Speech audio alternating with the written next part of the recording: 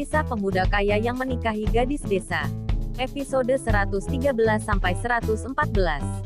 Alvin hanya mengangguk setuju. Dan Ana mulai berpikir kalau suaminya begitu patuh dan selalu mendukungnya. Bukankah itu berkah? Setelah dari rumah Alvin, Maheza langsung menuju restoran untuk sarapan. Tiba-tiba dia teringat Mutia.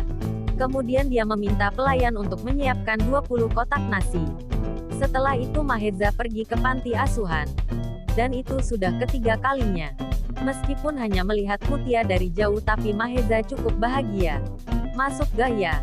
Tapi, Maheza ragu-ragu karena dia tahu kalau Mutia pasti tidak akan senang. Akhirnya dia mengintip di balik pohon. Dan melihat bayangan Mutia yang sedang sibuk bermain bersama anak-anak. Ada yang lari-lari ketika akan diberi makan. Ada juga yang nampak susah dikasih makan. Melihat pemandangan itu, Maheza benar-benar terpesona karena menurutnya, Mutia tidak hanya memiliki tatapan yang indah seperti berlian, tapi juga senyum yang menawan serta wajah yang berseri di balik kerudung warna merahnya. Cantik, begitu cantik. Dia terlihat seperti mawar yang berduri tinggal di taman terlarang. Jika disentuh pasti akan terkena durinya, tapi sumpah aku semakin ingin mendekatinya. Apakah aku mulai jatuh cinta lagi?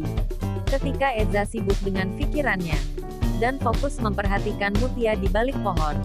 Tiba-tiba dari belakang Maheza ada tangan kecil yang menarik tangannya. Maheza menengoknya dan melihat seorang anak perempuan sekitar 5 tahunan sedang tersenyum menatapnya. Apa kakak ini seorang pangeran?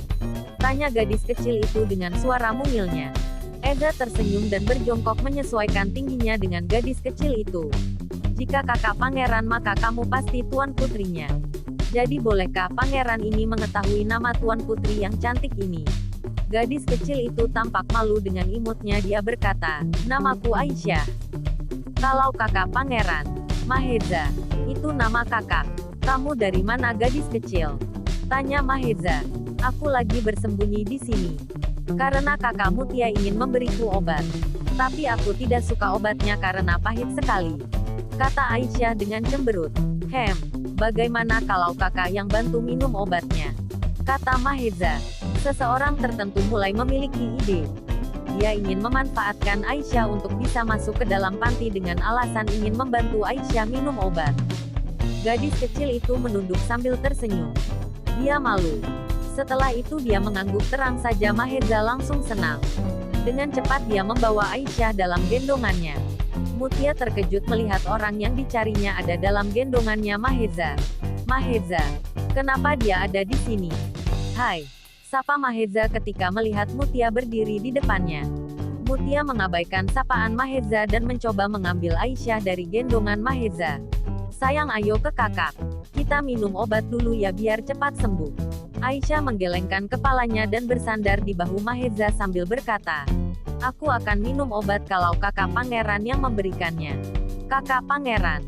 Tanya Mutia heran. Kak Maheza ini seperti pangeran. Dia tampan dan aku akan menikah dengannya biar aku bisa tinggal bersamanya. Kata gadis kecil itu dengan polosnya. Maheza benar-benar tercengang mendengar perkataan Aisyah. Dia melirik Aisyah dan berkata, memangnya kamu tahu menikah itu apa? Aisyah tersenyum. Menikah itu tinggal bersama. Biar bisa bermain setiap hari. Aisyah juga mau menikah dengan kakak Mutia. Soalnya dia baik dan tidak pernah marah. Mendengar perkataan Aisyah, baik Maheza ataupun Mutia tidak bisa menahan ketawanya. Maheza menatap Mutia dengan lembut. Dia tidak menyangka ternyata semakin dia melihat senyum dan ketawa Mutia dari dekat dia semakin merasa nyaman. Rasanya ingin terus di dekat Mutia. Menyadari tatapan Maheza, Mutia menatap Maheza sinis. Dan dengan segera menyerahkan obat Aisyah kepada Maheza. Dia kemudian mengajak Maheza duduk di teras panti. Maheza tersenyum dan duduk di dekat Mutia. Dengan petunjuk dari Mutia Eza menyuapi Aisyah obatnya. Setelah selesai Maheza melirik Mutia. Tidak bisakah kamu tersenyum ketika melihatku? Kata Maheza. Aku tidak bisa, jawab Mutia tanpa ekspresi. Maheza menarik nafas. Nampaknya kamu sangat membenciku. Mutia berbalik menatap Maheza dengan tajam. Sebaiknya jangan datang ke sini lagi. Setelah itu Mutia bangun dan melangkahkan kakinya untuk pergi. Black Cadar, kamu pernah bilang jika aku mengenalimu dalam gelap maka aku pasti bisa mengenalmu dalam terang. Dan sekarang aku yakin yang di hadapanku ini adalah dirimu Black Cadar, kata Mahesa. Seketika itu Mutia berhenti melangkah dan berbalik melihat Mahesa. Jika kamu tahu itu kenapa kamu masih menemuiku? Bukankah aku mesin pembunuh yang akan membunuhmu kapan saja? Petik 2. Mahesa tersenyum. Mutiara, apakah itu namamu? Tatapanmu benar-benar secantik namamu. Jadi bagaimana aku bisa menjauh darimu sementara hatiku terpikat olehmu? Dan aku percaya kamu tidak akan mungkin membunuhku. Mendengar perkataan Mahesa, ekspresi Mutia menjadi rumit. Jangan terlalu yakin. Mahesa benar-benar bingung dengan sikap Mutia. Tapi dia tidak ingin menyerah. Semakin keras kamu mendorongku untuk pergi, semakin kuat usahaku untuk maju, kata Mahesa dengan penuh percaya diri. Kita berbeda jadi jangan ciptakan hubungan apapun di antara kita. Sekarang lebih baik kamu pergi. Aku ada urusan lain, kata Mutia sambil berlari dan dengan sekejap saja dia sudah menghilang dari pandangan Mahesa. Meski diusir tapi Mahesa merasa senang, setidaknya dia akhirnya mendapat jawaban dari pertanyaannya. Kalau Mutia atau Tiara dan Black Cadar adalah orang yang sama. Setelah ditinggal Mutia, Mahesa meminta penjaga panti untuk membawa 20 kotak makanan yang sudah dibawanya. Setelah itu dia pergi. Sedang di salah satu kamar di dalam panti, Mutia sibuk bergelut dengan pikirannya. Mahesa, aku membencimu. Sangat. Tapi aku tidak ingin kamu terluka. Jadi kamu tidak boleh menyukaiku karena itu akan melukaimu.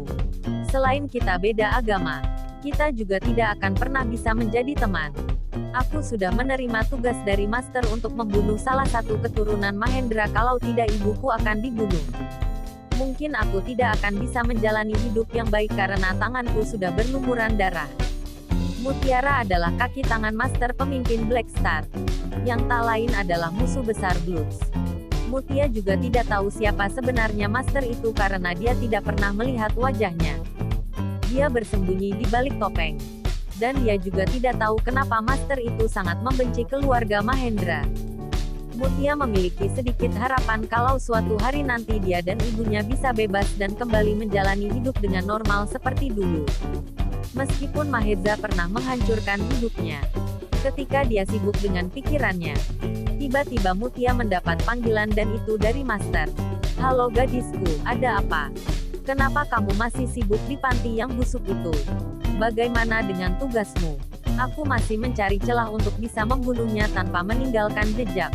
Karena kau tahu sendiri bagaimana ketatnya penjagaan mereka. Baiklah, aku beri kamu waktu seminggu lagi. Kalau tidak kamu tahu sendiri akibatnya. Setelah menutup telepon, Mutia tampak frustasi. Dia menahan air matanya ketika membayangkan penderitaan ibunya yang disekap entah di mana. Selama 8 tahun dia hanya bisa mendengar suara dan wajah ibunya hanya dari video. Sungguh dia rindu dan ingin memeluk ibunya. Dan terkadang dia merasa hidup tidak adil padanya. Ibu, bertahanlah. Aku akan segera membebaskanmu meskipun nyawaku taruhannya. Hari yang ditunggu sudah tiba. Ketika anak kembali ke kamar, dia sudah tidak menemukan Alvin. Dia mulai kebingungan. Perasaan tadi habis salat subuh dia tidur lagi. Ditinggal masak sebentar, kenapa tiba-tiba dia sudah menghilang? Dia kemana? Ana mencari Alvin ke semua tempat yang ada di rumah. Tapi dia tidak menemukan Alvin. Dengan cepat dia membuat panggilan ke Alvin. Tapi tidak ada yang mengangkatnya. Ana jadi cemberut dan merasa Alvin mulai bertingkah aneh. Ketika dia keluar dari kamar terdengar suara bel berbunyi. Apakah itu Mahesa? Tapi biasanya dia gak perlu pencet bel secara dia tahu kata sandi pintunya. Buka aja deh. Ana membuka pintu. Dan terlihat beberapa orang yang membawa kotak riasan dan membawa beberapa gaun. Ana nampak bingung. Maaf mbak, ini mau cari siapa ya? Salah satu dari orang itu menjawab. Saya Yayuk dari Salon Bintang. Salah satu salon ternama di kota ini. Dan ini tim saya. Kami datang ke sini untuk merias seorang perempuan bernama Ana Permatasari. Itu saya, kata Ana. Oh, jadi Anda adalah Nyonya Alvin? Tanya Yayuk. Ana mengangguk setelah itu mempersilahkan Yayuk dan rekannya untuk masuk ke ruang tamunya yang besar dan mewah. Wah, rumah ini besar banget. Ruang tamunya begitu mewah. Pantas ini rumah orang kaya, kata salah satu rekan Yayuk. Duduklah. Gak enak nanti pemilik rumah mendengarnya, kata Yayuk. Tapi bos, beneran yang tadi itu istri Tuan Alvin. Dia tampak sangat sederhana. Tidak terlihat seperti istri orang kaya. Jangan bicara lagi nanti dia dengar dan tersinggung. Kamu bisa kena masalah, kata Yayuk mengingatkan rekannya. Tapi Ana mendengar semua perkataan mereka. Sambil menyuguhkan minuman dan makanan ringan Ana melirik Yayuk dan tersenyum. Tidak apa-apa. Dia benar kok, saya memang lebih cinta kesederhanaan. Karena suami saya mencintai saya tanpa melihat penampilan saya. Jadi saya nyaman mau berpenampilan sesuka hati saya, hehe. Wah, so sweet. Pengen dong dapat suami kayak begitu. Tapi maaf nih, saya lancang bertanya, kata salah satu rekan Yayuk. Ana tersenyum. Oh, silahkan jangan sungkan. Begini, Tuan Alvin kan tampak begitu dingin dan kaku. Dia juga tidak banyak bicara. Jadi apakah Nyonya tidak bosan dengan orang yang tidak romantis seperti Tuan Alvin? Lanjutnya, hehe, siapa bilang suamiku tidak romantis? Bagiku dia adalah orang yang paling romantis di dunia, jawab Ana dengan bangga. Mendengar penjelasan Ana, semua orang di ruangan itu tercengang. Mereka tak menyangka kalau seorang Alvin bisa romantis. Setelah obrolan ringan itu, kini giliran Ana yang bertanya. Oh iya, siapa yang meminta Mbak Yayuk untuk merias saya? Yayuk tersenyum dan menyerahkan sebuah surat untuk Ana. Setelah mengambilnya, Ana membuka dan membacanya. Sayang, maaf pergi tanpa pamit. Aku mengirim orang untuk membantu meriasmu. 2 jam lagi akan ada mobil yang menjemputmu. Jadi dandanlah yang cantik, aku menantikanmu sayangku. Love you my wife. Umuwah. Setelah Ana membacanya, dia tersenyum simpul. Sejak kapan suaminya selebay itu ketika menulis surat? Meski dia tidak tahu akan ada acara apa, sehingga Alvin tumben-tumbenan memintanya dandan cantik. Tapi dia tetap patuh mengikuti arahan Alvin. Ana melirik Yayuk. Kita bisa mulai sekarang. Yayuk mengangguk dan mulai melakoni perannya sebagai tukang rias. Beberapa saat kemudian, Yayuk sudah selesai mendandani Ana. Dia menggunakan gaun warna putih tulang dengan bermanikkan berlian di pergelangan tangannya, serta jilbab putih dengan beberapa aksesoris. Ana jauh berubah dari kata sederhana sampai Ana tidak percaya bahwa itu dirinya ketika dia bercermin. Oh Tuhan, apakah ini aku? Yayuk tersenyum melihat Ana yang terkejut melihat dirinya. Anda sangat cantik. Saya yakin Tuan Alvin akan langsung jatuh hati melihat Anda. Anda cantik sekali seperti bidadari dengan gaun berwarna putih itu. Pantes Tuan Alvin begitu mencintai Anda, kata salah satu tim Yayuk. Jelaslah aku cantik secara aku perempuan bukan lelaki, hehe. Ana menanggapi pujian itu dengan candaannya. Terang saja Yayuk dan rekan-rekannya merasa nyaman. Mereka pun tertawa sambil menyantap makanan ringan yang disuguhkan Ana.